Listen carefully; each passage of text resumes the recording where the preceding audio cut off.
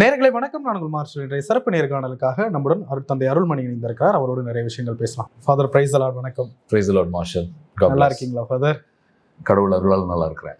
நம்முடைய கடந்த 2 காணொளிகள் மிகப்பெரிய அளவில் நான்லாம் இந்த அளவுக்கு ரீச் ஆகும்னு நினைக்கவே இல்லை. ஏன்னா இப்போதான் ஸ்டார்ட் பண்ணியிருக்கோம், மக்கள் விரும்புவாங்களா அப்படின்னு பார்க்கறதுக்காக போட்டோம். பட் அதை பல லட்சம் பேர் அதை பார்த்து நிறைய ஃபோன் கால்ஸ், ஃபாதர் கிட்ட பேசணும், இல்லை எனக்கு இப்படி கேள்வி இருக்குன்னு நிறைய கேட்கணும் அப்படின்ட்டு நிறைய கமெண்ட்ஸ், பாசிட்டிவான கமெண்ட்ஸ், சில நெகட்டிவான பிரிவினை சபை சகோதரர்கள், பிற சபை சகோதரர்களோட நெகட்டிவான கமெண்ட்ஸ் நிறைய வந்தது. ரொம்ப மகிழ்ச்சியாக இருந்தது. தாக்கத்தை உண்டு பண்ணினது அந்த காணொலி அப்படின்றதுல. இன்னைக்கும் நம்ம ஒரு புதிய தலைப்புல பேச போறோம். பைபிள், திருவிவிலியம், இதுல தான் பெரிய பிரச்சனையே. நம்ம கத்தோலிக்க திருச்சபையை பொறுத்த வரைக்கும் நற்கருணை, திருவிவிலியம், இது ரெண்டுத்துக்கும் நம்ம ஈக்குவல் இம்பார்ட்டன்ஸ் கொடுப்போம். பிற சபைகளை பொறுத்த வரைக்கும் எல்லாமே வேதம் தான். வேதம் என்ன சொல்லுது தெரியுமா அப்படின்வாங்க. இதில் அவங்க சொல்ற இன்னொரு விஷயம், கேத்தலிக்ஸோட பைபிளே கிடையாது. அவங்க தள்ளப்பட்டதெல்லாம் தூக்கி, கீழே போடப்பட்டதெல்லாம் தூக்கி பைபிள்னு வச்சிருக்காங்க. நாங்கள் வச்சிருக்கிறது தான் உண்மையான கடவுளுடைய வார்த்தை அப்படின்னு சொல்றாங்க. நான் இதுல இருந்து ஸ்டார்ட் பண்றேன். முதல்ல பைபிள்ல இருக்க வேண்டியது 73 புத்தகங்களா 66 புத்தகங்களா? உங்களுடைய நேயர்களுக்கும் இந்த காணொலியை காண்கின்ற அனைத்து கிறிஸ்தவர்கள், அனைத்து மதத்தவர்களுக்குமே முதலில் என்னுடைய நன்றியையும் வாழ்த்துக்களையும் தெரிவித்துக் கொள்கிறேன்.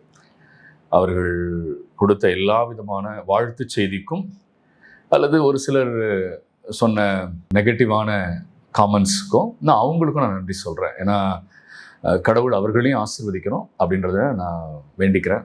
அவங்களுக்கு என்னுடைய வாழ்த்துக்கள். நான் போன காணொலியில் சொன்ன மாதிரி அவங்க என்னை கேள்வி கேட்க கேட்க இன்னும் ஆராய்ச்சி செய்து இன்னும் சரியான பதிலை கொடுக்கிற ஒரு வாய்ப்பை நீங்கள் எனக்கு பெற்று தருகிறீர்கள். அதனால் மார்ஷல் ஆகிய உங்களுக்கும் என்னுடைய நன்றி கலந்த வாழ்த்துக்கள். மார்ஷல், முதல்ல இறை வார்த்தை பைபிள் என்பது இறைவனால் நமக்கு அருளப்பட்டது. நம்ம வசனத்தின்படி போனால் இன்னும் ஆழமாக இருக்கும் நான் நம்புகிறேன். நீங்கள் 2 பேதுரு 1வது அதிகாரம் 21வது வசனம் வாசிங்க. தூய ஆவியால் ஆட்கொள்ளப்பட்ட மனிதர்கள் கடவுள் அருளியதை உரைத்ததே இறைவாக்கு, அது ஒருபோதும் மனித விருப்பத்தினால் உண்டானது அல்ல. மறுபடியும் வாசிச்சிருங்க. தூய ஆவியால் ஆட்கொள்ளப்பட்ட மனிதர்கள் கடவுள் அருளியதை உரைத்ததே இறைவாக்கு, அது ஒருபோதும் மனித விருப்பத்தால் உண்டானது அல்ல. மனித விருப்பத்தினால் உண்டானது விவிலியம் அல்ல. ஸோ அதை நம்ம முதல்ல பதிவு செய்வோம். தூய ஆவியினால் தூண்டப்பட்ட மனிதர்கள் எழுதிய இறைவார்த்தை. இப்போ இதில் இறைவார்த்தையில் 2 பகுதி இருக்குது. பழைய ஏற்பாடு, புதிய ஏற்பாடுன்னு 2 பகுதி இருக்குது இல்லைங்களா? பழைய ஏற்பாடு மட்டும் நம்ம முதல்ல பார்ப்போம். பழைய ஏற்பாடு எங்கிருந்து ஆரம்பிக்குது, யார் கையில் இருந்தது அப்படின்னா யூதர்கள் கையில் இருந்தது இல்லைங்களா? யூதர்கள் 3 பிரிவுகளாக பிரிந்திருந்தார்கள். அது தெரியுமா? பரிசேயர்கள், சதுசேயர்கள், இன்னொரு பிரிவு இருக்கு எஸ்ஸீனியர்கள். எஸ்ஸீனியர்கள்னு சொல்லுவாங்க. இந்த எஸ்ஸீனியர்கள் என்பவர்கள் திருமணம் செய்யாமல் பாலைவனத்தில் குடும்பமாக ஒரு இடத்தில் வாழ்ந்து ஜெபிப்பது, மக்களுக்கு நல்ல செய்திகளை போதிப்பது, இது போன்ற காரியங்களில் ஈடுபட்டு வந்தார்கள் அந்த காலத்தில். இப்போ 3 பிரிவுகள் இருந்தது யூதர்கள் கிட்ட. இந்த 3 பிரிவுகளில் பரிசேயர்கள் உயிர்த்தெழுதலை நம்பினார்கள், சதுசேயர்கள் உயிர்த்தெழுதலை நம்பவில்லை, எஸ்ஸீனியர்கள் உயிர்த்தெழுதலை நம்பினார்கள். சரிங்களா? 3 குழுவினர் இருக்கிறாங்க. திருமுழுக்கு யோவான், ஸ்நாபகர்லப்பர்னு சொல்றீங்களே, அவரு இந்த எஸ்ஸீனியர் குழுவில் இருந்திருக்கலாம் அப்படின்னு சொல்றாங்க. அதற்கான எவிடன்ஸ் கிடையாது. ஆனால் லூக்கா 1வது அதிகாரம் 80வது வசனத்துல அவர் பாலைவனத்தில் வளர்ந்து வந்தார்னே இருக்கு. ஒரு சின்ன குழந்தையிலிருந்து அவர் பாலைவனத்தில் வளர்ந்து வந்தார். இப்போ எப்படி வளர முடியும் பாலைவனத்துல? அது சின்ன பிள்ளையாச்சே, யாராவது பாதுகாத்திருக்கணும் இல்லையா அப்படின்னு சொல்லுவாங்க. ஆனால் பார்த்தீங்கன்னா எஸ்ஸீனியர்கள் அந்த காலத்துல யாரெல்லாம் இறைவனுக்கு அர்ப்பணிக்கப்பட்டார்களோ அந்த குழந்தைகளை எடுத்து பாலைவனத்தில் அவர்கள் வளர்த்திருக்கிறார்கள். இதுக்கு வரலாற்று பூர்வமான எவிடன்ஸ் இருக்கு. அந்த எஸ்ஸீனியர்கள் வாழ்ந்து வந்த இடத்துல தான் கும்ரான் என்கிற இடத்துல பழைய ஏட்டுச்சொருள் எல்லாம் கண்டுபிடிக்கப்பட்டது. அந்த எஸ்ஸீனியர்கள் வைத்திருந்த பழைய ஏற்பாடுல ஏனோக்கின் புத்தகம் இருந்தது. ஓகே, புரியுதுங்களா? எஸ்ஸீனியர்கள் வைத்திருந்ததுல எஸ்தர் இல்லை. ஓகே, எஸ்ஸீனியர்கள் வைத்திருந்த பழைய ஏற்பாடுல 80 புத்தகங்களுக்கு மேல இருந்தது. அது என்னென்னன்ற கணிப்பு இல்லை, ஆனா வரலாற்று அறிஞர்கள் அதை மட்டும் சொல்றாங்க. நீங்க பரிசேயர்கள் பயன்படுத்திய, இயேசு காலத்தில் வாழ்ந்த பரிசேயர்கள் பயன்படுத்திய பழைய ஏற்பாடுல 46 புத்தகங்கள் இருக்கு. அதுதான் செப்துவஜின்ட்னு சொல்றாங்க இல்லைங்களா? 46 புத்தகங்கள். ஆனால் சதுசேயர்கள் பயன்படுத்திய பழைய ஏற்பாடுல 39 புத்தகங்கள் இருக்கு. ஓகே. ஏன் அந்த காலத்துல அவங்க 39 புத்தகங்கள் வச்சிருந்தாங்கன்னா, அவங்க உயிர்த்தெழுதலை நம்பல.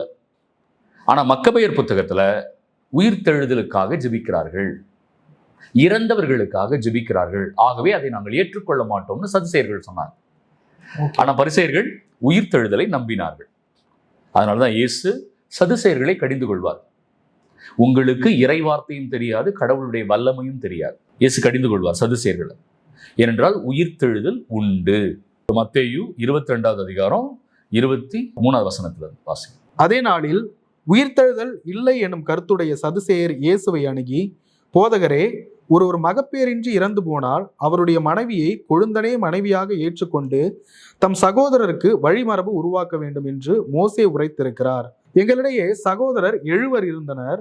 மூத்தவர் திருமணம் செய்து மகப்பேரின்றி காலமானதால் அவருடைய மனைவியை அவர் சகோதரர் திருமணம் செய்ய வேண்டியதாயிற்று. அப்படியே 2ஆம் 3ஆம் 7ஆம் சகோதரர் வரை அனைவருக்கும் நடந்தது. அவர்கள் அனைவருக்கும் பின்பு அப்பெண்ணும் இறந்தார். அப்படியானால் உயிர்த்தெழும்போது அவர் அந்த 7 யாருக்கு மனைவியாய் இருப்பார்? அவர்கள் யாவரும் அவரை மனைவியாக கொண்டிருந்தனரே என்று கேட்டனர். இயேசுவை சிக்க வைப்பதற்காக அவர்கள் எழுப்புகிற கேள்வி. இயேசு மறுமொழியாக, உங்களுக்கு மறைநூலும் தெரியாது, கடவுளின் வல்லமையும் தெரியாது. எனவே தான் இயேசு அவங்களை பார்த்து, மறைநூலும் மறைநூலும் உங்களுக்கு தெரியாது, கடவுளுடைய வல்லமையும் தெரியாது. ஏனென்றால் யாருமே இறக்கல, அவங்க கடவுளின் பார்வையில் உயிருள்ளவர்களே. போன செக்மெண்ட்ல நம்ம அதை பேசணும். மாஸ்டர் இதை மட்டும் கவனிங்களேன். சதுசேயர்கள் உயிர்த்தெழுதலை நம்பவில்லை. ஆனால் அவர்கள் கையில் வைத்திருந்த பழைய ஏற்பாடுல எத்தனை புத்தகம் இருந்துச்சு? 39. பரிசேயர்கள் கையில் எவ்வளவு இருந்தது? 46. எஸ்ஸீனியர்கள் கையில் அதிகமான புத்தகங்கள் இருந்தது. அதுக்கான சரியான இண்டெக்ஸ் நம்ம கிட்ட இல்லை, இல்லைங்களா? பிறகு இயேசு உயிர்த்து 100 ஆண்டுகளுக்கு பிறகு யூத கூட்டமைப்பு ஒன்று சேர்ந்து இதுதான் பழைய ஏற்பாடு அப்படின்னு சொல்லி அவங்க ஒரு மீட்டிங் போட்டு அந்த பழைய ஏற்பாடு புத்தகங்கள் மொத்தம் 39 தான் என்று அவர்கள் சுருக்குகிறார்கள். இப்போ கத்தோலிக்கர்களை பொறுத்த வரைக்கும் இயேசு காலத்தில் பயன்படுத்தப்பட்ட, இயேசுவால் பயன்படுத்தப்பட்ட, பரிசேயர்கள் கைவசம் இருந்த அந்த 46 புத்தகங்களையே பழைய ஏற்பாடு என்று நாங்கள் நம்புகிறோம். நம்பர் 1. அடுத்தது ஒண்ணா வர. இதுல ஒரு சின்ன டவுட். இயேசு பரிசேயர் குழுவை சேர்ந்தவரா? அவர் எந்த பிரிவு? இயேசு பரிசேயர்கள் பயன்படுத்திய பழைய ஏற்பாட்டை இயேசு பயன்படுத்தினார். ஓகே. அவர் பரிசேயரா சதுசேயரா என்று எங்கேயுமே சொல்லப்படலாம். ஆனால் இயேசு உயிர்த்தெழுதல் மீது நம்பிக்கை உள்ளவர் இல்ல. உயிர்த்தெழுதல் உண்டு என்று இந்த உலகத்திற்கு அறிக்கையிட வந்தவர் இயேசு. எனக்கு மட்டுமல்ல உங்களுக்கும் உயிர்ப்பு உண்டு என்று சொல்ல வந்தவர் இயேசு, இல்லையா? அப்ப கண்டிப்பா சதுசேயர்களுடைய கருத்திலிருந்து அவர் மாறுபட்ட கருத்து மட்டும் இல்ல. 39 பயன்படுத்தினவர் இல்ல, அவர் பயன்படுத்தல. இயேசு பயன்படுத்துறது பரிசேயர்கள் பயன்படுத்திய அந்த பழைய ஏற்பாடு லிஸ்ட், ஹீப்ரூ பைபிள்னு சொல்லுவாங்க. அது இன்னும் ஆழமாவும் நீங்க பார்க்கலாம், ஆராய்ச்சி பண்ணி பார்க்க சொல்லுங்க, கண்டிப்பா உங்களுக்கு விடை கிடைக்கும். சரிங்களா? அதனாலதான் தொடக்கத்துல இந்த விவிலியத்தை எப்படி உருவாக்குறாங்க. நான் கத்தோலிக்கர்கள் என்ன சொல்றோம்னா, இதை வந்து பைபிள்னு சொல்றீங்க இங்கிலீஷ்ல, இல்லையா? அதனுடைய லத்தீன் வார்த்தை பார்த்தீங்கன்னா பிப்ளோஸ், கிரேக் வார்த்தை பிப்ளோஸ், பிப்ளியா. பிப்ளியானா என்ன அர்த்தம்? தமிழ் ஆங்கிலத்துல புக்குன்னு அர்த்தம். பைபிள்னா என்னது? புக். அதனாலதான் நாங்க என்ன நம்புறோம், இது கேத்தலிக் புக். ஏன் இதை கேத்தலிக் புக்னு சொல்றோன்றதுக்கு ஒரு காரணம் இருக்கு, நான் சொல்றேன். முதலாக இந்த 46 தான் பழைய ஏற்பாடுல முடிவு பண்ணதுக்கு அப்புறம் புதிய ஏற்பாடுல எதை சேர்க்கிறது? புதிய ஏற்பாடு என்கிற வார்த்தை முதல்ல எங்க பயன்படுத்தப்பட்டதுன்னு பார்த்தீங்கன்னா 1 கொரிந்தியர் 11வது அதிகாரத்துல தான் பயன்படுத்தப்பட்டது. எடுங்க 1 கொரிந்தியர் 11 23வது வசனத்திலிருந்து வாசிங்க. 1 கொரிந்தியர் 11 23வது வசனத்துல, ஆண்டவரிடமிருந்து நான் எதை பெற்றுக் கொண்டேனோ அதையே உங்களிடம் ஒப்படைக்கிறேன். நல்லா கவனிங்க மாஸ்டர். பவுல் சொல்றாரு, திருப்பலியை குறித்து சொல்றாரு, பலியை குறித்து சொல்றாரு. அதை பத்தி நம்ம தனியா ஒண்ணு பண்ணுவோம், நற்கருணை பத்தி மட்டும், இல்லையா? அப்பம் ரசம் எப்படி ஆண்டவருடைய திருவுடல் திருரத்தம்னு கேள்வி கேட்குறாங்க, அதை பத்தி தனியா நம்ம ஆழமா டீட்டெயில்டா பண்ணுவோம், இல்லைங்களா? அதுக்கு முன்னாடி இதை சொல்றேன். அவரு சொல்றாரு, பவுல் சொல்றாரு, நான் ஆண்டவரிடமிருந்து எதை பெற்றுக்கொண்டேனோ அதையே உங்களிடம் ஒப்படைக்கிறேன். எதை பத்தி சொல்றாரு தெரியுங்களா? திருப்பலி பத்தி சொல்றாரு. வாசிங்க தொடர்ந்து. அதாவது ஆண்டவராகிய இயேசு கிறிஸ்து காட்டி கொடுக்கப்பட்ட அந்த இறைவில் அப்பத்தை எடுத்து கடவுளுக்கு நன்றி செலுத்தி அதை பிட்டு, இது உங்களுக்கான என் உடல், இதை என் நினைவாக செய்யுங்கள் என்றார். அப்படியே உணவு அருந்திய பின் கிண்ணத்தையும் எடுத்து, இந்த கிண்ணம் என் இரத்தத்தால் நிலைப்படுத்தப்படும் புதிய உடன்படிக்கை. என் இரத்தத்தால் நிலைப்படுத்தப்படும் புதிய உடன்படிக்கைன்னு சொல்றாரு. இது லூக்கா 22லயும் இயேசு சொல்ற வார்த்தை. இதை புதிய உடன்படிக்கைன்னு சொல்றாரு. எதை? ஆண்டவருடைய திருவுடல் திரு ரத்தத்தை தான் புதிய உடன்படிக்கைன்னு சொல்றாரு. அந்த புதிய உடன்படிக்கைங்கிற வார்த்தை இருக்குங்களா, அது லத்தீன்ல நீங்க எழுதினீங்கன்னா நோவும் டெஸ்டமாந்தும்னு இருக்கும். என்னது? நோவும் டெஸ்டமாந்தும்.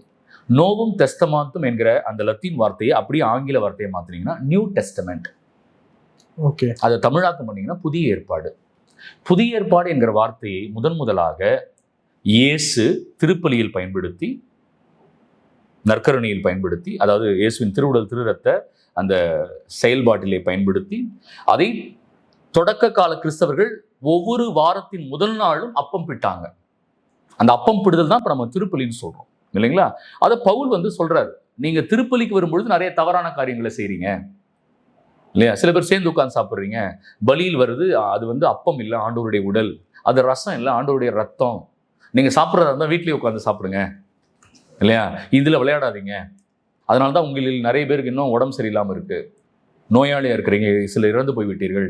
நீங்கள் இந்த அப்பத்தை உண்ணும்பொழுது இது ஆண்டவருடைய உடல், இது ஆண்டவருடைய ரத்தம் என்பதை நம்புங்கள் அப்படின்னு 1 கொரிந்தியர் 11வது அதிகாரத்துல 27வது வசனத்துல பவுல் சொல்றார் இல்லைங்களா? அப்போ திருப்பலியில முதலாக பயன்படுத்தப்பட்ட வார்த்தை புதிய உடன்படிக்கை. அந்த புதிய உடன்படிக்கையினுடைய லத்தீன் வார்த்தை தான் நோவும் டெஸ்டமாந்தும். நோவும் டெஸ்டமாந்தும் என்கிற வார்த்தையினுடைய ஆங்கில வார்த்தை தான் நியூ டெஸ்டமெண்ட். அதுதான் புதிய ஏற்பாடு. அப்ப புதிய ஏற்பாடு என்கிற வார்த்தை முதலாக திருப்பலியில் தான் பயன்படுத்தலாம். அந்த காலத்தில் புதிய ஏற்பாடு தொகுக்கப்படவே இல்லை. புதிய ஏற்பாடு தொகுக்கப்படவே இல்லை, கம்பைல் பண்ணல. ஏனென்றால் பலர் தவறான கடிதங்களையும் தவறான நற்செய்திகளையும் எழுதியிருந்தாங்க அந்த காலத்தில். அதை சூடோ காஸ்பல்னு சொல்லுவாங்க. ஏனென்றால் அந்த காலத்தில் பேதுரு எழுதிய நற்செய்தின்னு ஒன்று இருந்துச்சு, புனித தோமையார் எழுதிய நற்செய்தின்னு இருந்தது. ஆனால் தோமையார் அங்கே இல்லை, அவர் வந்துட்டார், இந்தியாவுக்கு வந்துட்டார் இல்லைங்களா?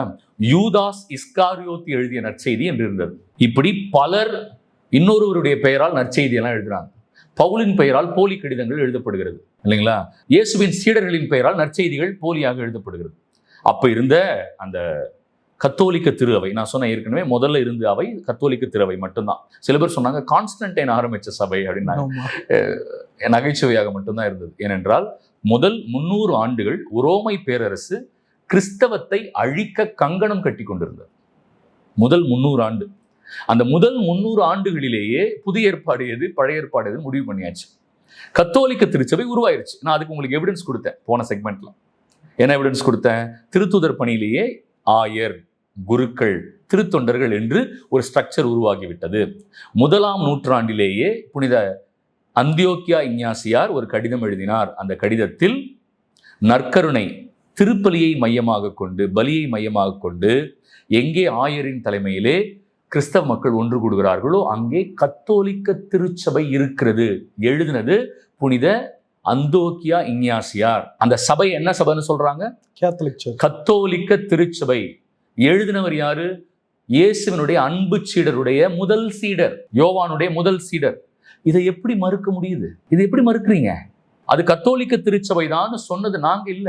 அது கத்தோலிக்க திருச்சபைன்னு சொன்னது இயேசுவினுடைய அன்பு சீடராகிய யோவானுடைய முதல் சீடர். புரியுதுங்களா?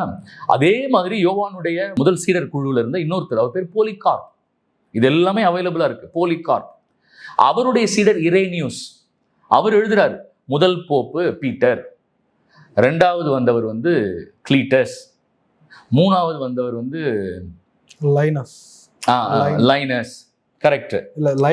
லைனஸ்க்கு அப்புறம் கிளீட்டஸ், மன்னிக்கும், பேதுரு, அப்புறம் லைனஸ், கிளீட்டஸ், கிளெமென்த், 5வது ஆள் தெரியல, 6வது சிக்ஸ்தஸ். அப்போ தெளிவா எழுதியிருக்கிறார். 2வது நூற்றாண்டிலேயே அந்த 6 போப்பாண்டவர்களுடைய அந்த வரிசை எழுதியிருக்கிறார். நான் சொல்றது புரியுதுங்களா? அப்ப அது கத்தோலிக்க திருச்சபை தான் ப்ரூவ் பண்ணது யாருன்னா ஏர்லி சர்ச் ஃபாதர்ஸ்ன்னு சொல்லுவாங்க. தொடக்க கால திருச்சபையில். அந்த காலத்துல கான்ஸ்டன்டைன் கிடையாது. கத்தோலிக்க திருச்சபை குகைகளுக்குள்ளும் வீடுகளுக்குள்ளும் பதுங்கி வழிபாடுகளை நடத்தி வந்தார்கள். அந்த முதல் 300 ஆண்டுகளும் இறை வார்த்தையை பாதுகாத்து கொண்டிருந்தார்கள். ஆண்டவர் இயேசு கிறிஸ்து கொடுத்த அந்த நற்செய்தியை அவங்க என்ன பண்றாங்க? பாதுகாக்கிறாங்க. நீங்க எனக்கு சொல்ல முடியுமா, அல்லது எந்த பிற சபையினராவது சொல்ல முடியுமா, மத்தேயு தான் மத்தேயு எழுதினார்னு எங்க போட்டிருக்கு? எங்க போட்டிருக்கு? ஆகவே இந்த நற்செய்தி மத்தேயுவால் எழுதப்பட்டது என்று உங்களுக்கு சொன்னது கத்தோலிக்க திரு அவை. நான் சொல்றது புரியுதுங்களா? லூக்கா சொல்லியிருக்கிறாரா? லூக்காவாகிய நான் லூக்கா நற்செய்தி எழுதுகிறேன்னு சொல்லியிருக்கிறாரா? இல்லையே. அப்ப போலி நற்செய்தி எது, எது உண்மை நற்செய்தி என்று பிரித்தறிந்து எது புதிய ஏற்பாட்டிற்குள் வர வேண்டும் என்று முடிவு செய்தது கத்தோலிக்க திரு அவை. கான்ஸ்டன்டைன் சர்ச் ஆரம்பிக்கல. கான்ஸ்டன்டைன் ஒரு மிகப்பெரிய அதிசயம் அவனுக்கு போர்ல நடக்குது. அவன் வெற்றி பெறுகிறான் ஒரு போர்ல. மேக்சன்சேஸோடு நடந்த போர்ல வெற்றி பெறுகிறான். அது இயேசுவினுடைய சிலுவையால் அவனுக்கு கிடைத்த போர் என்பதால் அவன் என்ன செய்யறான்?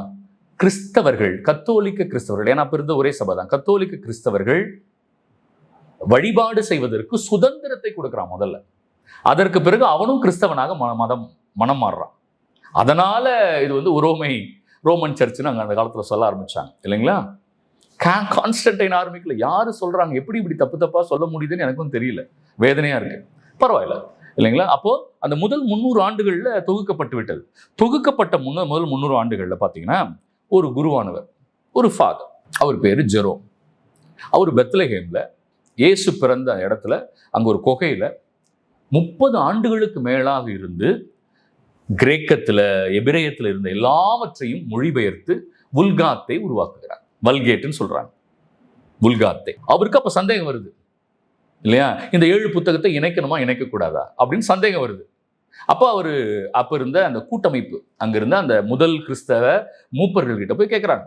அப்போ அவங்க சொல்றாங்க, அந்த 7ம் இறைவனால் வெளிப்படுத்தப்பட்டதுதான், அதை சேர்க்கத்தான் வேண்டும்னு சொன்னதுக்கு அப்புறம் தான், ஏன்னா அவங்க சதுசேயர்கள் குழப்பியிருக்காங்க இல்லையா, அந்த 7 புத்தகம் சேர்க்கக்கூடாதுன்னு. இவர் போய் கேட்கிறாரு, இல்லை சேர்க்கணும்னு. புனித ஜெரோம், அவர் பேரு ஜெரோம், அவர் அந்த 7 புத்தகத்தையும் சேர்த்து தான். அப்போ 382 அப்ப இருந்த போப் பேரு டமாசுஸ். அவர் கிபி 382 முதலாகவே பழைய ஏற்பாடு 46, புதிய ஏற்பாடு 27 என்று பிரகடனப்படுத்தி விட்டார். 4ஆம் நூற்றாண்டிலேயே இதுதான் பைபிள் என்று பிரகடனப்படுத்தியாச்சு.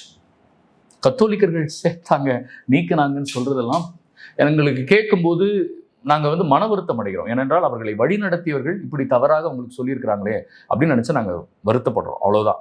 நாங்க அவங்களை குறையெல்லாம் சொல்லலை. ஏன்னா அங்க போற மக்கள் நிறைய பேர் நம்பிக்கையோட விசுவாசத்தோட போறாங்க அந்த சர்ச்சுக்கு. அவங்க மக்கள் மேல எந்த குறையும் இல்லை. அவங்களுக்கு சொல்லப்படுகிற செய்தி எப்படி சொல்லப்படுகிறது தான் ரொம்ப முக்கியம் இல்லைங்களா? எப்படி கத்தோலிக்க திரு அவைகளுக்குள்ளேயும் நிறைய தவறுகள், பிழைகள் இருக்கிறது. திரு அவை தப்பு இல்லை. அந்த திரு அவையை நடத்துற ஒரு சிலர் செய்யற தவறுகளால கத்தோலிக்க திரு அவைக்கு இழுக்கு வருது இல்லைங்களா? அதே மாதிரிதான். ஸோ அங்க இருக்கிற மக்கள் நம்பிக்கையோட போறாங்க. ஆனா அவங்களை வழி நடத்துறவங்க தப்பா இப்படி சொல்லியிருந்தாங்கன்னா, அதனாலதான் நான் சொல்றேன். அப்போ 4ஆம் நூற்றாண்டுல பைபிள் கம்ப்ளீட் ஆயிடுச்சு. அப்ப எந்த பிரிவினையும் நடக்கல சபைகளுக்குள்ள. கத்தோலிக்க திருச்சபைக்குள்ள எந்த பிரிவினையும் இல்லை. புரியுதுங்களா? அப்ப இருந்தது ஒரே சபை 400ஆம் நூற்றாண்டு. அந்த முதல் பிரிவினையே 451 5ஆம் நூற்றாண்டுல தான் வருது. அதுவும் நம்பிக்கையின் அடிப்படையிலாலோ இல்ல விவிலியத்தை ஏற்றுக்கொள்ளாதனாலும் நடந்த பிரிவினை இல்லை. 451 ஓரியண்டல் ஆர்த்தடாக்ஸ் அவர்கள் எந்தெந்த நாட்டை சார்ந்தவர்னா, எகிப்து, எத்தியோப்பியா, சிரியா இந்த நாட்டை சார்ந்த ஒரு சில கிறிஸ்தவ தலைமைகள் இயேசு உண்மையிலேயே மனிதராகவும் இருந்தார், இறைவனாகவும் இருந்தார் என்கிற கோட்பாடு கத்தோலிக்க கோட்பாடு. ஆனால் அவர்கள் இல்லை, இயேசு வெறுமனே இறைவனாக மட்டும்தான் இந்த உலகத்தில் இருந்தார் என்று சொன்னார்கள். அதை கத்தோலிக்க கோட்பாடு ஏத்துக்கல. ஆகவே அவர்கள் பிரிந்து சேர்ந்த ஆண்டு 451 கிபி. நம்பிக்கையினால் இல்ல, ஒரே ஒரு கோட்பாடுல அவங்களுக்கு கருத்து வேறுபாடு. இதுதான் முதல் பிரிவினை. அதுக்கு பிறகு 1000 ஆண்டு கழித்து தான் அடுத்த பிரிவினை வருது. அதை நான் அப்புறம் சொல்றேன். இப்போ உங்களுக்கு புரியும். அப்ப முதல் நூற்றாண்டுல இறை வார்த்தையினால எந்த பிரிவினையும் இல்லை, நம்பிக்கை அடிப்படையினால எந்த பிரிவினையும் ஏற்படல. புரியுதுங்களா? அவர்களால ஒரு கோட்பாடை ஏத்துக்க முடியாம 451 போனாங்க. ஆனா பைபிள் அப்பவும் ஒரே பைபிள் தான், 46, 27 தான். சரிங்களா? 27 புத்தகங்கள் அழகா இதுதான் இறைவனால் வெளிப்படுத்தப்பட்டது என்று சொல்லி கத்தோலிக்க திரு அவையினுடைய கூட்டங்கள் அதை அங்கீகரித்தது. அதுதான் முதல் கூட்டம் 382 நான் சொன்னேன். 2வது கூட்டம் கவுன்சில் ஆஃப் கார்த்தேஜ், கார்த்தேஜில் நடந்த கூட்டமைப்பு 397 கிபி 397 இனிமேல் இதுதான் விவிலியம், இதிலிருந்து யாரும் நீக்கவும் கூடாது, சேர்க்கவும் கூடாது என்று முடிவெடுக்கப்படுது. ரெசல்யூஷன் பாஸ் பண்றாங்க. 397 அவ்வளவுதாங்க, பைபிள் சீல் ஆயிடுச்சு. ஏன் நீங்க 4ஆம் நூற்றாண்டுல தான் பைபிள்னு சொன்னீங்க? ஏன்னா 300 ஆண்டுகள் கிறிஸ்தவர்களை தேடி தேடி அழிச்சுக்கிட்டு இருந்தாங்க, கொண்டுகிட்டு இருந்தாங்க. அதனால உட்கார்ந்து சுதந்திரமா பைபிளை கம்பைல் பண்ணுவதற்கான நேரம் யாரு கிடைக்கல? கிறிஸ்தவ திருச்சபையின் தலைவர்களுக்கு அப்ப கிடைக்கல. கான்ஸ்டன்டைன் அந்த சுதந்திரம் கொடுத்ததுக்கு பிறகுதான் கிறிஸ்தவ தலைவர்கள் எல்லாரும் ஒன்று சேரவும், கூட்டமைப்புகளாக ஒன்று சேர்ந்து விவிலியத்தை உருவாக்குகிற வாய்ப்பு கிடைக்கும். சரிங்களா? இப்ப இருக்கிற பிற சபைகள்கிட்ட கேளுங்க, பைபிள் எங்க இருந்து வந்துச்சு? ஆண்டவர் கொடுத்தார். வெரி குட், ஆண்டவர் கொடுத்தார், உண்மைதான். தூயாவினால் தூண்டப்பட்டவர்கள் எழுதினாங்க, கரெக்ட், எழுதினாங்க. எப்போ எழுதினாங்க? எங்க எழுதினாங்க? அதனுடைய ஆண்டு எங்க? அதனுடைய ஒரிஜினல் பிரதி எங்க? கேளுங்க பார்ப்போம். பதிலே சொல்ல முடியாது அவங்களால. ஏன் பதில் சொல்ல முடியாது? அவங்களுக்கு தெரியாது. அவங்களுக்கு அதை சொல்ல மாட்டாங்க. ஆண்டவர் கொடுத்தார். நம்ம இஸ்லாமிய சகோதரர்கள் சொல்லுவாங்க, அல்லாஹ் கொடுத்தார் குர்ஆன், அல்லாஹ் கொடுத்தார். ஆனால் யாரோ எழுதியிருக்கிறாங்கல்ல, இல்லைங்க அது இறைவார்த்தை தான். அப்படி பேசக்கூடாதுல்ல. அப்போ எழுதி இதுதான் பைபிள்னு சொல்லி தொகுக்கப்பட்டு, அந்த பழைய ஏற்பாடுல நிறைய பிரச்சனைகள் இருந்தது. சதுசேயர்கள் பிரச்சனை, எஸ்ஸீனியர்கள் பிரச்சனை எல்லாம் இருந்தது. உங்களுக்கு தெரியுமா? 17ஆம் நூற்றாண்டு வரைக்கும், இல்லைங்களா, 17ஆம் நூற்றாண்டு வரைக்கும் பைபிள்ல எந்த மாற்றமும் இல்லை. 17ஆம் நூற்றாண்டு வரைக்கும் எந்த மாற்றமும் இல்லை. 16ஆம் நூற்றாண்டுல தான் மார்ட்டின் லூத்தர் என்ன பண்றாரு, தன்னுடைய நம்பிக்கைக்கு எதிராக சில புத்தகங்கள் அமைந்திருக்கிறது, இறந்தவர்களுக்காக எப்படி ஜெபிக்க முடியும், மக்கபேர் புத்தகத்துல இறந்தவர்களுக்காக ஜெபிக்கலான்னு போட்டிருக்கு, சீராக்கின் ஞானத்துல புனிதர்களினுடைய புகழ் பாடணும்னு போட்டிருக்கு. இந்த புத்தகத்தெல்லாம் நீக்கிறார்.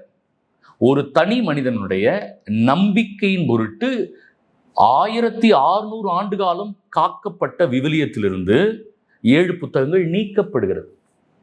கத்தோலிக்கர்கள் எங்கேயோ கடந்ததெல்லாம் கொண்டு வந்து சேர்த்தாங்க அப்படின்னு சொல்றது எவ்வளவு வரலாற்று பிழை, எவ்வளவு பெரிய வரலாற்று பிழை. 1600 ஆண்டுகளுக்கு பிறகு 16ஆம் நூற்றாண்டுல தான் அதை பிரிக்கிறாங்க. இல்ல, அவங்க சொன்னதெல்லாம் 39 பைபிள் தான் ஜீசஸே பயன்படுத்தினார். அந்த காலத்துல யூதர்கள் அப்படிதான் வச்சிருந்தாங்க. அதான் இப்ப நான் உங்களுக்கு விளக்குனேனே. இல்ல, அவங்க வாதத்தை வைக்கிறாங்க. ஆனா உங்களுக்கு இப்ப விளக்கிட்டேன். பரிசேயர்கள் பயன்படுத்தினது செப்துவஜின்ட்னு சொல்லிட்டு, அது கிரேக்க வெர்ஷன், அதுதான் பரிசேயர்கள் பயன்படுத்தியது.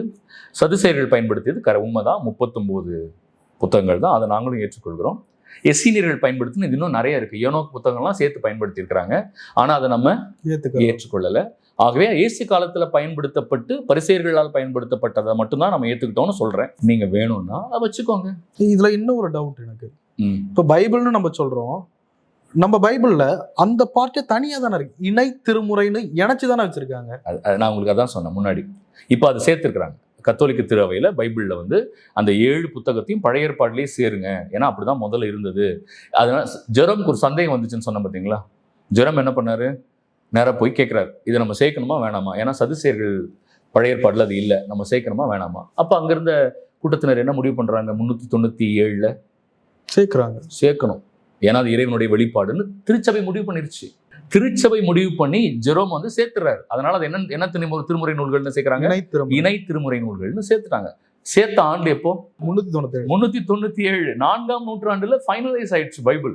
அந்த டைம்ல எந்த சபையில எந்த பிரிவினையும் இல்லை, ஒரே சபை தான் உலகம் முழுவதும், இல்லைங்களா. பிரிவினை எப்போ வருது, அதுக்கு அடுத்து நான் சொன்ன 451 வருதுன்னு சொன்ன 5ஆம் நூற்றாண்டுல இயேசு மனிதராகவும் இருந்தார், இறைவனாகவும் இருந்தார் என்கிற கோட்பாடை ஏத்துக்காம பிரிஞ்சு போன சர்ச் தான் காப்டிக் சர்ச். எகிப்து நாட்டில் இருக்கிற காப்டிக் சர்ச், எத்தியோப்பியா மற்றும் சிரியாவில் இருக்கிற சில சர்ச்சுகள் அதை ஏத்துக்கல, அவ்வளவுதான். ஆனா அப்பவும் உலக நாடுகள் முழுவதும் எந்த கருத்தை ஏத்துக்கிட்டாங்க, கத்தோலிக்க திருவையின் கருத்தை மட்டும் தான் ஏத்துக்கிட்டாங்க. அப்பவும் பிரிவினை இல்லை. முதல் கோட்பாடு ரீதியிலான பிரிவு ஸ்கிசம்னு சொல்லுவாங்க எப்ப நடந்தது, 1054. அப்படின்னா திரு அவை தோன்றி 1000 வருஷம் கழிச்சு முதல் பிரிவு. இல்லை நிறைய பதில் தெரியணும்ல, எப்படிங்க பிரிவினை வந்துச்சு இந்த சர்ச்சுக்குள்ள அப்படின்னு கேட்பாங்க இல்லையா. 1054 வருது. இதை ஈஸ்ட் வெஸ்ட் ஸ்கிசம்னு சொல்லுவாங்க இல்லையா, மேற்கு கிழக்கு பிரிவு. என்ன பிரிவு, அவர்களால திருத்தந்தையினுடைய தலைமையை ஏற்றுக்க முடியல, போப்பினுடைய தலைமையை ஏற்றுக்க முடியல. ஓகேங்களா. ரெண்டாவது பொலிட்டிக்கல் டிஃபரன்ஸ். ஏன்னா கிழக்கு நாடுகளுக்கு வேற விதமான அரசியல் சித்தாந்தங்களும் மேற்கத்திய நாடுகளுக்கு வேறு விதமான அரசியல் சித்தாந்தங்கள் இருந்ததுனால பொலிட்டிக்கல் காரணங்கள் நிறைய இருந்தது. மொழி இல்லையா, கிழக்கத்திய நாடுகளுடைய வழிபாட்டு மொழியும் மேற்கத்திய வழிபாட்டு மொழியாகிய லத்தீனையும் அவங்க ஏற்றுக்க விரும்பல. இது மொழி. அடுத்ததுதான் ரொம்ப முக்கியமானது, என்னதுன்னா தூய ஆவி. கத்தோலிக்க திரு அவையின் கோட்பாடு என்ன அப்படின்னா, தூய ஆவியானவர் தந்தையிடமிருந்து வருகிறார், மகனிடமிருந்தும் வருகிறார். ஆனா கிழக்கு திருச்சபைகள் என்ன சொன்னாங்க, தூய ஆவியானவர் தந்தையிடமிருந்து மட்டும்தான் வருகிறார், இயேசுவிடமிருந்து வரலன்னு சொல்லிட்டாங்க. அதை கத்தோலிக்க திரு அவை ஏத்துக்கல. ஓகே, இது ஒரு மிகப்பெரிய ஷார்ப் ஆர்குமெண்டா மாறி 2 சபைகளும் பிரிகிறது. எதன் அடிப்படையில, இதன் அடிப்படையில மட்டும்தான். ஆனா கத்தோலிக்க திரு அவை கொண்டிருக்கிற அத்தனை நம்பிக்கை கோட்பாடுகளும் ஈஸ்ட் திருச்சபைக்கு இருக்கு. ஆகவே அவங்களும் கத்தோலிக்க திரு அவை தான். புரியுதுங்களா. இன்னைக்கு அவங்க அந்த ஸ்டாண்ட்ல தான், இன்னைக்கு அந்த ஸ்டாண்ட், இன்னைக்கு அவங்க கத்தோலிக்க திரு அவை தான். புரியுதுங்களா. நம்பிக்கை கோட்பாடுல பிரச்சனை இல்லை. அன்னை மரியாள் வணக்கம் இருக்கு, புனிதர்கள் வணக்கம் இருக்கு. பைபிள் அதுதானா, அதே பைபிள். ஓகே, புரியுதுங்களா. எந்த விதமான மாற்றமும் இல்லை. பாத்தீங்களா, அடுத்த பிரிவினை தான் நான் சொன்ன மார்ட்டின் லூத்தர். 1517ஆம் ஆண்டு வந்த பிரிவினை மார்ட்டின் லூத்தர். மார்ட்டின் லூத்தர் தான் என்ன பண்றாரு? 7 புத்தகங்களை நீக்குகிறார்னு சொன்னேன். அந்த இணை திருமுறை நூல்கள் 4ஆம் நூற்றாண்டில் சேர்க்கப்பட்ட அந்த 7 நூல்களை 16ஆம் நூற்றாண்டில் ஒரு தனி மனிதர் தன்னுடைய நம்பிக்கைக்கு அது எதிராக இருக்கிறதால் அவர் அதை நீக்கினார். பொதுவெளியில் நம்ம எல்லார்கிட்டையும் வைப்போம். அந்த காலத்துல இரத்த சாட்சியா மரித்து பாதுகாத்த இறைவார்த்தை அது. திரு அவை பிரியாம ஒற்றுமையா இருந்த பொழுது, அப்ப அது கத்தோலிக்க திரு அவை ஒற்றுமையா இருந்த பொழுது உருவாக்கப்பட்ட விவிலியத்திலிருந்து 7 புத்தகத்தை நீக்க ஒரு தனிநபருக்கு யாரு அதிகாரம் கொடுத்தார்? அப்போ ஒரு தனிநபர் நினைச்சால் அதை செய்யலாமா? ஏன் யூதர்கள் வச்சிருக்கிற லிஸ்ட்டை தான் நாங்கள் வச்சிருக்கணும்? அதனாலதான் கத்தோலிக்க திரு அவை ஒன்று கூடி யூதர்களுடைய அதே 39 நம்ம வச்சுக்க முடியாது. ஏனென்றால் இது கிறிஸ்தவ திருச்சபை இல்லைங்களா? அவை இந்த திருச்சபையில இதுவும் ஆண்டவருடைய வெளிப்பாடு தான். நீங்க இணை திருமுறை நூல்கள் படிச்சு பாருங்க, எவ்வளவு அழகா இருக்கும் தெரியுமா? எவ்வளவு அழகான உண்மைகள்லாம் இருக்கு தெரியுமா? உடன்படிக்கை பேழை காணாமல் போயிடுச்சுன்னு பழைய ஏற்பாடுல இருக்கு. உடன்படிக்கை பேழை காணாமல் போயிடுச்சு. எரேமியா 3:16 காணாமல் போயிடுச்சு. எரேமியாவே சொல்றாரு, பேழை காணாமல் போயிடுச்சு, இனிமே யாரும் பேழையை பத்தி பேசாதீங்க, பேழையை பத்தி யோசிக்காதீங்க, பேழை இல்லை என்று வாழ ஆரம்பிங்கள்னு எரேமியா சொல்றாரு. ஏன் எரேமியா சொல்றாரு தெரியுமா? அந்த நேரத்துல இஸ்ரேல் நாடு சூறையாடப்படுகிறது. யாரால் சூறையாடப்படுகிறது? பாபிலோனியர்களால் சூறையாடப்படுகிறது. இதுக்கு எவிடன்ஸ் எங்க இருக்கு? 2 அரசர்கள் 25வது அதிகாரம் தான் எவிடன்ஸ். கோவில் சூறையாடப்பட்ட பொழுது கோவிலுக்குள்ள என்ன இல்லை? பேழை இல்லை. கோவிலுக்குள்ள என்ன இல்லை? பேழை இல்லை. அப்ப எரேமியா 3:16 என்ன சொல்றாரு? இனிமே பேழையை பத்தி யாரும் பேசாதீங்க, பேழையை பத்தி யோசிக்காதீங்க, அவ்வளவுதான். அதுதான் கடைசியா யூதர்கள் பேழையை பத்தி கேட்டது, பார்த்தது. அதுக்கப்புறம் பேழையை யூதர்கள் பார்க்கவே இல்லை. பேழை என்ன ஆச்சு சொல்லுங்க பார்ப்போம். பேழை என்ன ஆனது என்று 2 மக்கபேயர்கள் புத்தகத்துல இருக்கு. 2 மக்கபேயர் 2வது அதிகாரம் 4-8 அந்த பேழை என்ன ஆச்சுன்னு இருக்கு. ஏன்னா எரேமியா தானே சொன்னாரு, பேழையை பத்தி பேசாதீங்க, பேழை இல்லைன்னு வாழுங்கன்னு. எரேமியா தான் பேழையை எடுத்துக்கொண்டு ஓடி இருக்கிறார் கோயில் சூறையாடப்படும் பொழுது. அது அவரே சொல்றாரு. பேழையை எடுத்து எங்க ஓடி இருக்காரு தெரியுமா? மோசே வாக்களிக்கப்பட்ட நாட்டை கடைசியாக பார்த்த மலை ஒன்று இருக்குல்ல, நெபோ மலை. அந்த நெபோ மலைக்கு ஓடி போய் அங்க இருக்கிற ஒரு குகையில பேழையை வச்சு மண்ணு கல்லெல்லாம் தள்ளி மூடி முத்திரையிட்டார். அவருக்கு பின்னாடி சில யூதர்கள் ஓடி வராங்க. எரேமியா கிட்ட கேட்குறாங்க, ஐயா பேழை எங்கேன்னு கேட்குறாங்க. பேழையை பற்றி கேட்கக்கூடாது, இனிமே பேழை கிடையாது, இனிமே பழைய பேழை கிடையாது அப்படின்னு அர்த்தம். பழைய உடன்படிக்கை இல்லை, இனிமே புதிய உடன்படிக்கை தான். எரேமியா முடிச்சு வைக்கிறார். அது இந்த செய்தி நமக்கு எங்க கிடைக்குது? பேழை எங்க போச்சுன்ற செய்தி எங்க கிடைக்குதுன்னா 2 மக்கபேயர் 2வது அதிகாரத்துல தான் கிடைக்கும். இப்போ அந்த புத்தகமே இல்லைங்க. ஆனா யூதர்கள் பரிசேயர்கள் அதை வச்சிருந்தாங்க. புரியுதுங்களா? உங்களுக்கு எடுத்துக்காட்டோட சொல்றேன். எவ்வளவு பெரிய செய்தி. பேழை என்ன ஆச்சுன்னு யாருக்குமே தெரியல, யூதர்களுக்கு தெரியலன்னு இருக்கு. ஆனா அதனுடைய விளக்கம் எங்க தான் இருக்கு? 2 மக்கபேயர் 2வது அதிகாரத்துல தான் இருக்கு. அப்ப இந்த புத்தகம் இல்லாம பேழை எங்க போச்சுன்னு உங்களால சொல்ல முடியாது. பார்த்தீங்களா? புதிய ஏற்பாடுல பயன்படுத்தப்பட்ட நிறைய வசனங்கள் அந்த இணை திருமுறை நூல்கள்ல இருந்து எடுக்கப்பட்ட வசனங்கள், எவிடன்ஸ் நிறைய இருக்கு. ஆகவே நல்லா கவனிச்சுக்கோங்க, புதிய ஏற்பாடு கத்தோலிக்க திரு அவை உருவாக்கி 4ஆம் நூற்றாண்டிலே முடிவு பண்ணிட்டாங்க. அதற்கு பிறகு 16ஆம் நூற்றாண்டுல தான் அதை நீக்கிறாங்க. ஆனாலும் அடுத்த பிரிவினை எப்போ வருது? அதுவும் 16ஆம் நூற்றாண்டில் நடக்குது. 8ஆம் ஹென்றி இங்கிலாந்து நாட்டினுடைய அரசன். அவர் எதற்காக திருச்சபை விட்டு பிரிஞ்சு போனார்னு உங்களுக்கு தெரியுமா? நீங்களே சொல்லுங்க. நானே சொல்லிடுவா. 2ஆம் திருமணம் இல்லைங்களா? 2ஆம் திருமணம். பர்மிஷன். ஆமா, அது மட்டும் இல்ல, பல அரசியல் காரணங்களும் நிறைய இருக்கு. நிறைய அரசியல் காரணங்கள் இருக்கு.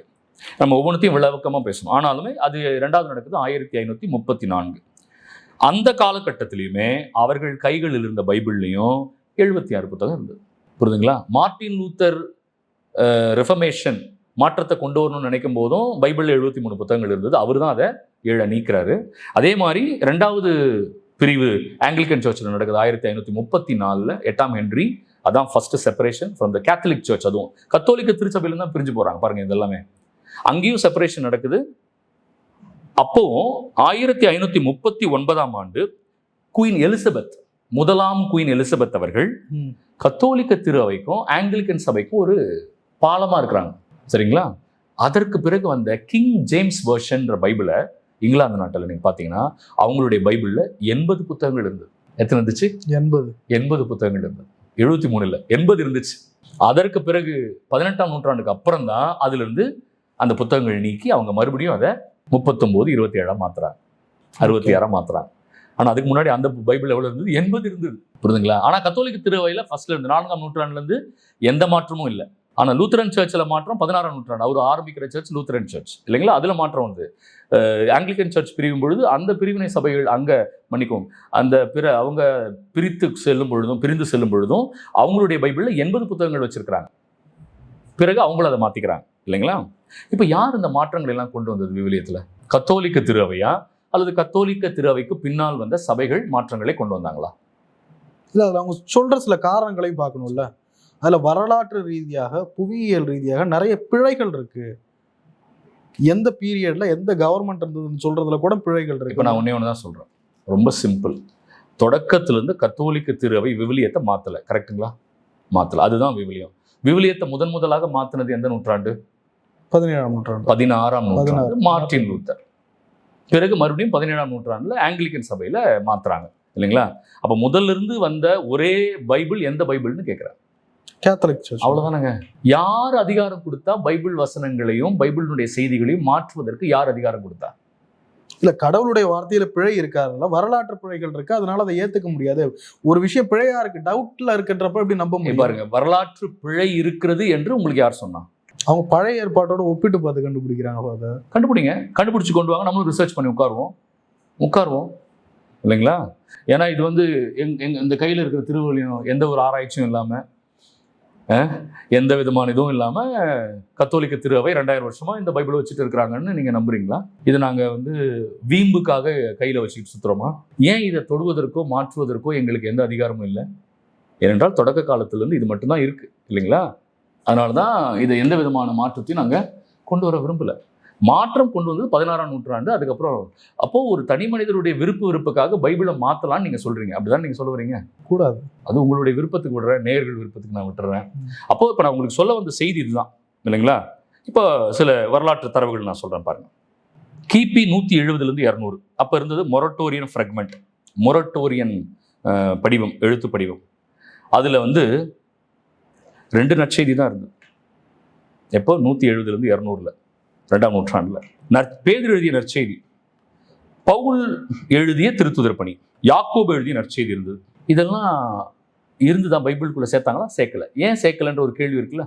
முதல் நூற்றாண்டுல அப்போஸ்தலர்கள் படிப்பினைன்னு ஒன்று இருக்கு, டிடாக்கேன்னு சொல்லுவாங்க.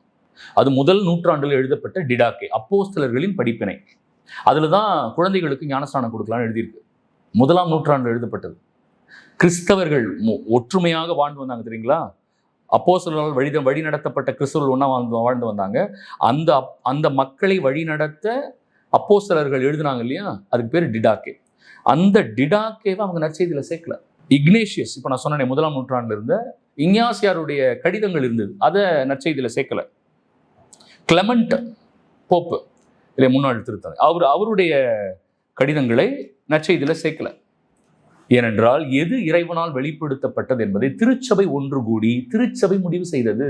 இதுவரைக்கும் நம்ம கிளியரா இருக்கும், ஓகேங்களா. அப்ப மாற்றம், விவிலியத்தில் மாற்றத்தை கொண்டு வந்தது கத்தோலிக்க திரு அவை இல்ல. விவிலியத்தை இறைவன் கத்தோலிக்க திரு அவை வழியாக இந்த உலகத்திற்கு கொடுத்தார். இயேசு கத்தோலிக்க திரு அவை வழியாக பைபிளை இந்த உலகத்திற்கு கொடுத்தார். அது வேற பைபிள், இது வேற பைபிள்லாம் இல்லை, ஒரே பைபிள் தான். ஆனா அந்த பைபிளில் மாற்றத்தை 1600 ஆண்டுகள் கழித்து பின்னால் வந்தவர்கள் கொண்டு வந்தார்கள். இப்போ நீங்கள் என்ன கேட்க போறீங்கன்னா, பின்னால் வந்து மாற்றினவங்க ஒரிஜினல்ன்றீங்க, முன்னாடி இருந்தது டூப்ளிகேட்னு சொல்றீங்க, அவ்வளோதானே? இருக்க முடியாது, சொல்லுங்க, பரப்புங்க, தப்பே கிடையாது. பின்னாடி வந்து 1600 வருஷம் கழிச்சு பின்னாடி வந்து பைபிளை மாத்துறவங்க 7 புக்கை நீக்கினவங்க வச்சிருக்கிற பைபிள் ஒரிஜினல். முன்னாடி 1600 வருஷமா இருந்தது டூப்ளிகேட்னு ஒருத்தவங்க சொல்லும் பொழுது இதை கேட்பதற்கு எப்படி இருக்கும்? எனக்கு தெரியல.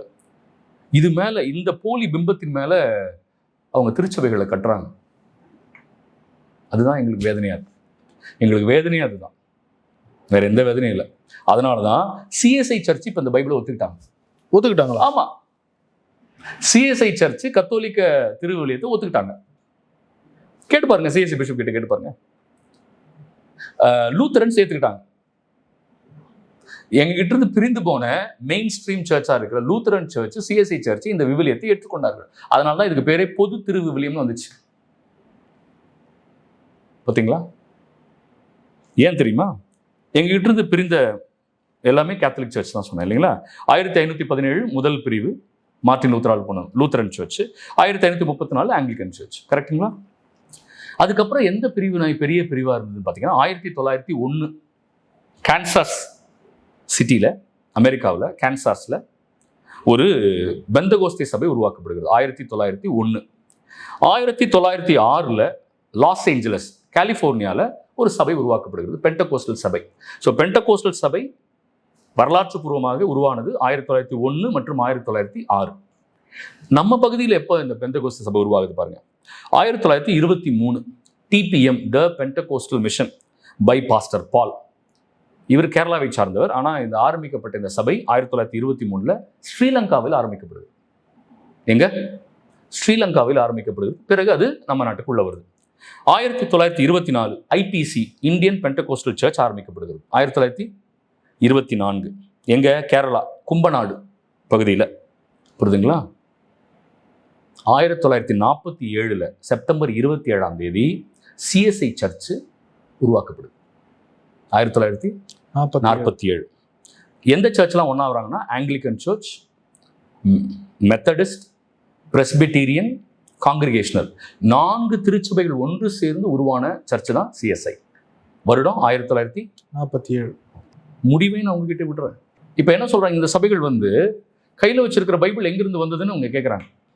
எல்லாமே வேதம் இல்லைங்க. வேதத்தை விளக்குகிற அதிகாரம் திருச்சபைக்கு மட்டுமே உண்டு. அதனால தான் கத்தோலிக்க மக்களாகிய நாங்கள் என்ன சொல்றோம், எங்களுடைய திருச்சபைக்கு மட்டுமே வேதத்தை விளக்குகிற அதிகாரம் உண்டுன்னு சொல்றோம். ஏன் எங்க திருச்சபைன்னு சொல்றோம்னா பெருமைக்காக சொல்லலை. இயேசு உருவாக்கிய திரு அவை என்பதால், திரு அவைதான் இயேசு என்பதால், இயேசு தூயாவியால் தூண்டப்பட்டு மனிதர்களுக்கு இதுதான் பைபிள்னு எங்களுக்கு கொடுத்தாரு. பார்த்தீங்களா? யார் வழியா கொடுத்தாரு? திருச்சபை, கத்தோலிக்க திருவை. அதை அழுத்தி சொல்லுங்க, கத்தோலிக்க திருச்சபை, கத்தோலிக்க திருவை வழியாக கொடுத்தாரு. அந்த காலகட்டத்தில் எந்த சபையும் இல்ல. அப்ப எது ஒரிஜினல் எது டூப்ளிகேட்ன்ற குழப்பம் ஏன் வருது? கொஞ்சம் உட்காந்து ஆராய்ச்சி பண்ணாலே போதுமே. கேளுங்க, ஏதாவது கேள்வி கேளுங்க. பைபிள் நான் இன்னும் நிறைய இருக்கு. 1226 தான் முதலாக பைபிளுக்குள் அதிகாரம் கொண்டு வரப்பட்டது. 1226. அது வரைக்கும் பைபிளுக்குள்ள என்ன இல்லை? அதிகாரம் இல்லை. அப்படி புத்தகம் ஆரம்பிச்சு அப்படியே போகும். ஃபுல்லா ஒரு பேராகிராஃப் ஃபுல்லா அப்படியே போகும். எங்க ஆரம்பிக்குது எங்க முடியுதுன்னு யாருக்குமே தெரியாது. அப்போ 1226 தான் அதுக்குள்ள என்ன கொண்டு வராங்க? அதிகாரம். எத்தனை வருஷத்துக்கு கழிச்சு வருது? 1200 வருஷம் கழிச்சு இல்லையா? அப்பவும் மக்கள் கையில பைபிள் கொடுக்க முடியல. ஏன் பைபிள் கொடுக்க முடியல? ஏன்னா எல்லாமே தனித்தனி பிரதிகளா இருக்கு. அதுக்கு ஒரு பெரிய ஒரு அறை தேவைப்பட்டது. 73 புத்தகங்களை வைக்கிறதுக்கு பெரிய அறை தேவைப்பட்டது. சாமானியர்களால 73 புத்தகத்தையும் வீட்டுக்குள்ள வைக்க முடியாது. ஆகவே அந்த காலத்துல பொது இடங்களிலும், ஆலயங்களிலும், அரண்மனைகளிலும், புரியுதுங்களா, அங்க மட்டும்தான் என்ன வைக்க முடியும்? பைபிள் வைக்க முடியும். ஏன்னா பிரிண்டிங் டெக்னாலஜி இல்லை. 1226 அவர் பேர் ஸ்டீஃபன் லாங்டன் என்கிற ஒரு கத்தோலிக் ஆயர் தான் முதலாக விவிலியத்திற்குள் அதிகாரத்தை கொண்டு வருகிறார். 2வது வசனம் எப்போ வந்துச்சு? 1551 ராபர்ட் ஸ்டெஃபானுஸ் என்கிற ஒரு அச்சு வச்சு நடத்துறவர் இல்லைங்களா, பதிப்பாசிரியர் ராபர்ட் ஸ்டெஃபானுஸ். ராபர்ட் ஞாபகம் வச்சுக்கோங்களேன். அவர் தான் 1551 பைபிளுக்குள்ள வசனங்களை கொண்டு வருகிறார். அவரும் கத்தோலிக்கர். 1551 முதலாக பிரிண்ட் செய்யப்பட்ட பைபிள், கத்தோலிக்க பைபிள் 1455 குட்டன்பெர்க் பைபிள். 1455 முதலாக பிரிண்ட் செய்யப்பட்ட கத்தோலிக்க பைபிள். 73 புத்தகங்களை கொண்டது. இங்கே பிரிண்ட் பண்ணதெல்லாம் அதுக்கப்புறம் அது இங்கே நிறைய பேர் பிரிண்ட் பண்ணாங்க அதுக்கப்புறம் இல்லைங்களா. அச்சு நல்லா டெவலப் ஆனதுக்கப்புறம் இங்கே பிரிண்ட் பண்ண பைபிள் தான் சில பேர் முதல் பைபிள்னு சொல்கிறாங்க.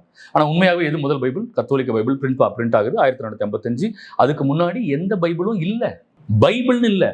யூதர்கள் கையில் வேணா வேறு ஏதாவது புத்தகங்கள் இருந்திருக்கலாம். ஆனால் சர்ச்சுக்குள்ள பைபிள்னு வேற ஒன்று இல்லவே இல்லை. அதனால தான் அதை பற்றிய விவாதமோ அதை பற்றிய பேச்சோ இல்லை. ஒரே ஒரு கேள்வி கேட்கலாமே, வேதம் தான் எல்லாம் அப்படின்னு சொல்றாங்க இல்லையா? பைபிளில் எங்கேயாவது பழைய ஏற்பாடில் 39 இருக்க வேண்டும், புதிய ஏற்பாடில் 27 இருக்க வேண்டும் என்று பைபிள் எங்கேயா சொல்லப்பட்டிருக்கா? இல்லை. ஏன் சொல்லப்படலை? ஏன்னா அதற்கான தேவை இல்லை. அப்போ இந்த குழப்பம் பின்னாடி வரும்னு அப்போ யாருக்குமே தெரியாது. அதற்கான தேவை ஏற்படலை. பார்த்தீங்களா? ஏன்னா வேற சபைகள் எப்போ இல்லை. இதுதான் பைபிள் அப்படின்ற எந்த ஒரு பிரச்சனையும் அப்போ இல்லை. இது இப்போ ஒரு 400 ஆண்டுகளாக வந்த குழப்பங்கள், அவ்வளோதான், சிம்பிள். அதுக்கப்புறம் ரொம்ப சிம்பிளாக சொல்லணும்னா, இறை வார்த்தை இறைவன் அருளியது, இறை வார்த்தை பைபிள் வேதம்னு சொல்கிறாங்க. ஆனால் அது வேதம்னு சொல்கிறது இல்லை. ஏன்? வேதம்னு நான் சொல்றது இல்லை, அது இறைவார்த்தையை நாங்கள் சொல்றோம், பைபிள்னு சொல்றோம். இல்ல, நம்ம இதே இப்ப முன்னாடி இருந்தாலும் பரிசுத்த வேதாகமம். அது அதனால தான் அதை மாத்தினாங்க. அந்த வார்த்தை சரியா இல்லை அப்படிங்கிறதுனால தானே அதை திருவிவிலியம்னு மாத்தினாங்க. ஸ்பிரிச்சுவல் புக், அதுல என்ன பிரச்சனை? அப்படி சொல்லிக்கலாம், ஒன்றும் பிரச்சனை இல்லை. பட் வேதம்ங்கிறது நாங்கள் பயன்படுத்துறது இல்லை. ஏன் பயன்படுத்துறது இல்லைன்றதுக்கு நான் உங்களுக்கு அப்புறமா விளக்கம் சொல்றேன், இல்லைங்களா? ஆனா நாங்க என்ன சொல்றது, திருவிவிலியம் இறைவார்த்தைன்னு சொல்றோம். பைபிள் தானே அது, இறைவார்த்தை, ஆண்டவருடைய வார்த்தை தானே அது எல்லாருமே பயன்படுத்தலாம் இல்லையா? வேதம்ங்கிற சமஸ்கிருத வார்த்தை ஏன் பயன்படுத்துறீங்க? ஏன்னா அது என்னன்னா, அவங்க சொல்ற விளக்கம், அவங்க பைபிள்ல ஃப்ரண்ட் பேஜ்ல ஒரு இது இருக்கும், ஒரு லைன் இருக்கும், எபிரேய மூல பாஷையிலிருந்து தமிழில் மொழிபெயர்க்கப்பட்டது, அதனால நாங்க அப்படியே மாத்தாம வச்சிருக்கோம். அது தமிழான்னு கேட்கிறேன். தமிழ்ல யார் மொழிபெயர்த்தாங்க? எந்த ஆண்டு மொழிபெயர்க்கப்பட்டது? இதெல்லாம் பொய் தெரியுங்களா? எபிரேயத்திலிருந்து நேராக தமிழில் மொழிபெயர்க்கப்பட்டதுன்னு சொன்னதே பொய். ஏன்னா இந்த பைபிள் முதல்ல எதுல இருந்தது? எபிரேயம், கிரேக்கத்தில் இருந்தது. முதலாக அந்த பைபிளா ஆக்கின ஆண்டு எப்போ? கிபி 382, 4ஆம் நூற்றாண்டு ஜெரோம் புல்காத்தே லத்தீன்ல மொழிபெயர்க்கிறார், இல்லைங்களா? அதுக்கு பிறகு 397 இதான் பைபிள்னு வந்துருச்சு. இவங்க ஏன் மறுபடியும் போய் அதை மொழிபெயர்த்தாங்க? அப்படி பண்ணல. ஆக்சுவலா இருந்த கத்தோலிக்க பைபிள்ல இருந்து 7 புத்தகத்தை நீக்கினதுக்கு அப்புறம் இந்த புத்தகத்தை தமிழாக்கம் செஞ்சாங்க, புரியுதுங்களா? வேற வேற மொழிகள் இருந்த விவிலியத்தை அவங்க தமிழாக்கம் செய்யறாங்க. தமிழாக்கம் செய்யும் பொழுது இங்கு பயன்படுத்தப்பட்ட தமிழ் வார்த்தைகளை அவங்க அதுல தமிழாக்கம் செஞ்சுட்டாங்க. அதுக்கப்புறம் தான் கேத்தலிக் சர்ச்ல அந்த தமிழாக்கம் பழசு இருந்துச்சு. அதுல நிறைய வேற வார்த்தைகள் கலப்பு இருக்கு, வேற மொழி கலப்பு இருக்குன்றதுனாலதான் அது தூய தமிழா இருக்கணும்ன்றதுக்காக திருவிவிலியம் என்கிற வார்த்தையை பயன்படுத்தி எல்லாத்தையும் தூய தமிழிலும், ஒரு தமிழ் விவிலியம்னா எப்படி இருக்கணும், அது தமிழில் இருக்கணும் அப்படின்றதுனால அது தமிழ்ல மொழிபெயர்த்தாங்க. அவ்வளவுதான் வித்தியாசம். நம்ம எந்த மொழிக்கும் எதிரானவர்கள் இல்லை. தமிழ் விவிலியம் தமிழில் இருக்கணும் அப்படின்னு தமிழில் மொழிபெயர்க்கப்பட்டது. நானும் சொன்னேன், இதை லூத்தரன் சர்ச் ஏற்றுக்கிட்டாங்க, சிஎஸ்ஐ சர்ச் ஏற்றுக்கிட்டாங்க. யோவான் 21:25 எடுங்க. இயேசு செய்தவை வேறு பலவும் உண்டு, அவற்றை ஒவ்வொன்றாக எழுதினால் எழுதப்படும் நூல்களை உலகமே கொள்ளாது என்று கருதுகிறேன். அப்ப இயேசு செய்த பல விஷயங்கள் பைபிள் எழுதப்படவே இல்லை. ஆகவேதான் கத்தோலிக்க திருவை அன்னைக்கு முடிவெடுத்து இதுதான் இறைவார்த்தை, இதுதான் பைபிள் அப்படின்னு சொல்லி ஆண்டவருடைய அருளால், இல்லையா, ஆண்டவருடைய வழி நடத்துதலால, பரிசுத்தாவின் தூண்டுதலால கத்தோலிக்க திருவை இந்த உலகத்திற்கு திருவிவிலியத்தை தந்தது. ஆகவே நாம் எல்லாரும் கையில வச்சிருக்கிற பைபிளை கொடுத்தது இயேசு கிறிஸ்து. எப்படி கொடுத்தாரு? கத்தோலிக்க திரு அவை வழியாக கொடுத்தார். இதுக்கான எல்லா ப்ரூஃப் இருக்கு, எல்லா எவிடன்ஸ் இருக்கு. நீங்க சொல்றதெல்லாம் பார்த்தா இந்த பைபிளுக்காக இதை இந்த ஃபுல் ஃபார்முக்கு கொண்டு வர்றதுக்கு கேத்தலிக் சர்ச் அவ்வளவு விஷயங்கள் செஞ்சிருக்கு, மெனக்கெடுத்திருக்கோம். போராடா எடுத்துக்கிட்டு வேதம் என்ன சொல்லுகிறது தெரியுமா? கத்தோலிக்க திரு அவை ரத்தம் செஞ்சிருக்கிறாங்க, உயிரை மறிச்சிருக்கிறாங்க. அந்த காலத்துல உரோமியர்கள், இவங்க ரோமன் கிறிஸ்டியன்ஸ்ன்றாங்க. கான்ஸ்டன்டைன் உருவாக்குனாருன்னு சும்மா எளிதாக சொல்லிடுறாங்க. அது எவ்வளவு வேதனையா இருக்கும் தெரியுமா? ஏன்னா தொடக்கம் 300 ஆண்டுகள் உரோமியர்கள் கொன்னாங்க, நம்மள தேடி தேடி கொன்னாங்க. அந்த உரோமை பேரரசே இயேசுவை ஏற்றுக்கொள்ள வைத்தது அப்ப இருந்த திருவை. புரியுதுங்களா? எப்படிங்க இந்த மக்கள் இயேசுவுக்காக அவங்க கையில வச்சிருக்கிற அந்த நற்செய்திக்காக இவங்க இப்படி உயிரை கொடுக்குறாங்களே அப்படின்னு அவங்க யோசிச்சாங்க அந்த காலத்துல. அவை முதல் 300 ஆண்டுகள் கிறிஸ்தவர்களை கொன்றழிக்கிற முயற்சியை ரோமன் செஞ்சு கடைசியா அவங்களே மதம் மாறினதுனாலதான் எங்களை இன்னைக்கு என்னன்னு சொல்லிடுறாங்கன்னா ரோமன் சர்ச்சுன்னு சொல்லிடுறாங்க. நாங்க ரோமன் சர்ச் கிடையாது, இல்லையா? நாங்க என்ன சர்ச்? Original Catholic search. ஆமா, உண்மையா அந்த ஒரிஜினல் சர்ச்னு சொல்றது தப்பே இல்லைங்களே. முதல்ல இருந்து இருக்கிற சபை தானே எங்களுக்கு. இந்த சபை தான் உண்மையான சபைன்னு பைபிள்ல போட்டுருக்கு, தெரியுங்களா? அந்த முதல்ல இருந்ததுல அந்த சர்ச் உண்மையான சபைன்னு பைபிள்ல இருக்கு. 1 தீமோத்தேயு 3:15 வாசிங்க. நான் வர காலம் தாழ்த்தினால் நீ கடவுளின் வீட்டாரிடம் எவ்வாறு நடந்து கொள்ள வேண்டும் என்பதை இத்திருமுகத்தின் வழியாக தெரிந்து கொள்ளலாம். இவ்வீட்டாரே வாழும் கடவுளின் திருச்சபை. இந்த திருச்சபையே வாழும் கடவுளின் திருச்சபை. தொடர்ந்து வாசிங்க. இத்திருச்சபையை உண்மைக்கு தூணும் அடித்தளமுமாய் இருக்கிறது. இத்திருச்சபையே உண்மைக்கு தூணும் அடித்தளமுமாய் இருக்கிறது. நான் சொன்ன அந்த காலத்துல வேற சபைகளே இல்ல. அந்த காலத்துல இருந்த சபை ஒரே சபை தான். அந்த சபை கத்தோலிக்க சபைதான்னு எழுத்து படிவத்துல எவிடன்ஸ் இருக்கு. ஒரே சபை தான். அந்த சபை கத்தோலிக்க சபைன்னு புனித இக்னேஷியஸ் எழுதின கடிதங்கள் இருக்கு. அப்போஸ்தலர்களால் வழிவந்த எல்லா திருத்தந்தையர்கள், போப், அவங்க எழுதின கடிதங்கள் இருக்கு. இது கேத்தலிக் சர்ச்னு இருக்கு. அப்ப இந்த கேத்தலிக் சர்ச் முதல் நூற்றாண்டிலே இது கேத்தலிக் சர்ச் தான் சொல்லப்பட்டு விட்டது. அந்த முதல் நூற்றாண்டில் எழுதப்பட்ட அந்த கடிதத்துல 1 தீமோத்தேயு 3:15, தீமோத்தேயு ஒரு கண்காணிப்பாளர், ஒரு ஆயர். அந்த ஆயருக்கு ஒரு கடிதம் எழுதுறாரு பவுல். அதுல சொல்றாரு, இந்த திருச்சபையே வாழும் கடவுளின் திருச்சபை. இதுவே உண்மைக்கு தூணும் அடித்தளவுமா இருக்கிறது. இந்த திருச்சபை உண்மைக்கு தூணும் அடித்தளவுமா இருக்கிறது. ரொம்ப சிம்பிளா இருக்கு. இந்த திருச்சபை தாங்க வாழும் கடவுளின் திருச்சபைன்னு நானா சொன்னேன், பைபிள் இருக்கு. அதனாலதான் பவுல் வந்து பிற இனத்தவருக்கு நற்செய்தி அறிவிச்சவர். கரெக்டுங்களா? ஆமா. பிற இனத்தவருக்கு நற்செய்தி அறிவிச்சுட்டு விருத்த சேதன பிரச்சனை வரும். பவுல் தான் அங்கங்க போய் சர்ச்சுகளை ஏற்படுத்துறாரு. கரெக்டுங்களா? ஆனா விருத்த சேதன பிரச்சனை வந்தோடனே பவுல் தீர்வு கொடுக்கல. பவுல் என்ன செஞ்சார்? திருச்சபை கூட்டினார். திரும்பி வரார், எருசலேமுக்கு வரார். எருசலேம் கூட்டம், எருசலேம் சங்கம் கூடுகிறது.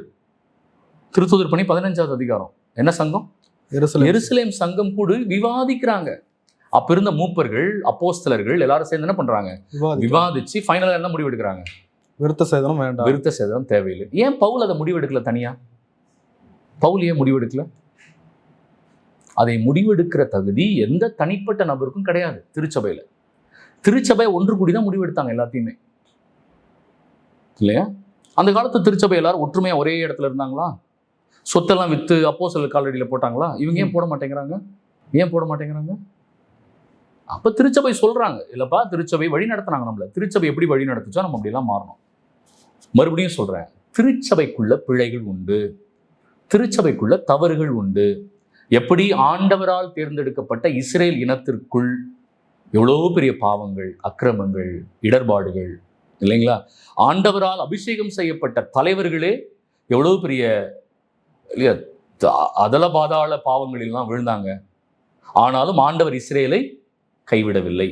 இஸ்ரேல் என் பிள்ளை இல்லை என சொல்லவில்லை.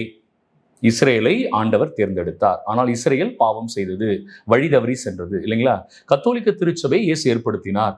கத்தோலிக்க திருச்சபைக்குள் பிழைகள் உண்டு, தவறுகள் உண்டு. வீட்டுக்குள்ள இருக்கிற குப்பையை நம்ம எல்லாரும் சேர்ந்து பெருக்கி சுத்தம் பண்ணுவோம், இல்லைங்களா? திருச்சபை உடைப்பது தீர்வல்ல. நாம் அனைவரும் ஒற்றுமையாக இருக்க வேண்டும். கத்தோலிக்கா என்கிற லத்தீன் வார்த்தைக்கு பொருள் சொல்லுங்க. யூனிவர்ஸ், எல்லாருக்கும் அர்த்தம். கேத்தலிக் சர்ச்சை நாங்க ஏன் சொல்றோம்? எல்லாருக்குமான திருச்சபைன்னு அர்த்தம். இப்ப கேத்தலிக் சர்ச்சை நாங்க சொல்லும் போது என்ன சொல்ல வரோம்? இது எல்லாருக்குமான திருச்சபை. ஒற்றுமை பார்த்தீங்களா அதுல? அப்ப எல்லாரும் கேத்தலிக் சர்ச்சுக்கு வரணும்னா என்ன அர்த்தம்? எல்லாருக்குமான திருச்சபைக்குள்ள வரணும். இங்க தனி மனிதர்கள்லாம் சபையை ஆரம்பிக்க முடியாது. இது எல்லாருக்குமான திருச்சபை. இதுக்கு ஒரு வழிமுறை உண்டு, வழி நடத்துதல் உண்டு. அது இறைவனால் ஏற்படுத்தப்பட்டது, இயேசுவால் ஏற்படுத்தப்பட்டது. புரியுதுங்களா? அப்போ மறுபடியும் நீங்க என்ன கேள்வி கேட்குறீங்கன்னா, என் ஃபாதர் திருச்சபைக்குள்ள இந்த தப்பு இல்லையா ஃபாதர், திருச்சபைக்குள்ள அந்த தப்பு இல்லையா ஃபாதர்? நான் இருக்குன்னு தான் நாங்களே ஒத்துக்கிறோம். நாங்களும் எல்லா இடங்கள்லயும் மக்கள்கிட்ட சொல்றோமே.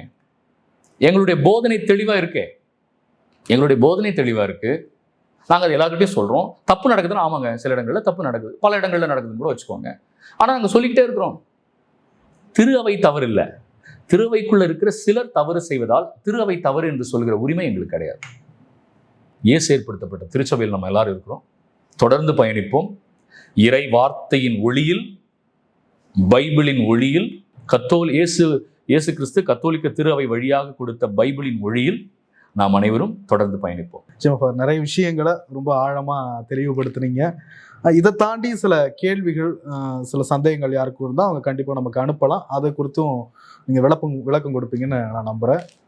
நம்ம வந்து பிற சபைகளில் இருக்கிற சகோதரர்கள் வந்து அவங்க நிறைய கேள்வி கேட்கணும்.